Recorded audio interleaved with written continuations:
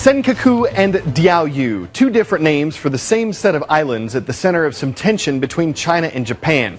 You can see those two countries on this map, and right in between them, that's where you'll find these islands in the East China Sea. There's not much to them. They're rocky, they're not near much else, no one lives there. So why is there tension? Well, China and Japan each say the islands belong to them.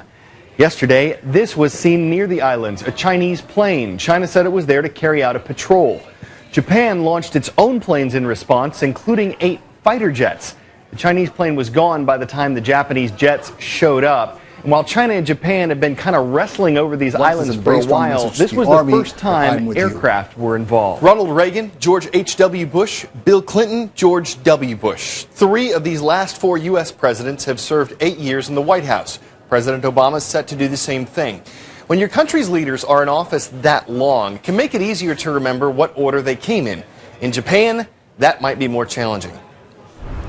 So, would you like to play the Prime Minister game? It's a very difficult challenge, so you have to place them in order. So.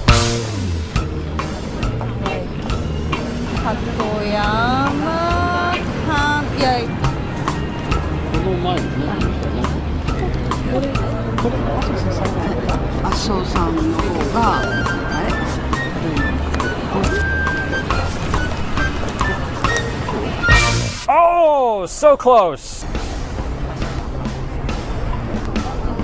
Okay, what do you guys think? Is it right? Is it correct? Do you think it's correct? Yeah? Good job. It's correct. All right, so part of what makes that Prime Minister game so difficult is that in the past 6 years, Japan has had 6 different prime ministers. The country could get its 7th soon. Japan's holding elections on Sunday.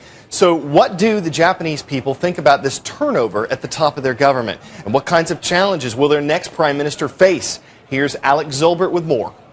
Is it frustrating that you've had so many leaders in 6 years? It's completely crazy, she says. Another woman tells us it is unusual to have so many prime ministers. It's a sign of Japan's instability. Obviously, the jokes can be made about the ever-changing prime minister here in Japan, but there are very serious issues at play. This country is in recession once again. It's grappling with rising debt, as well as its biggest reconstruction effort since World War II.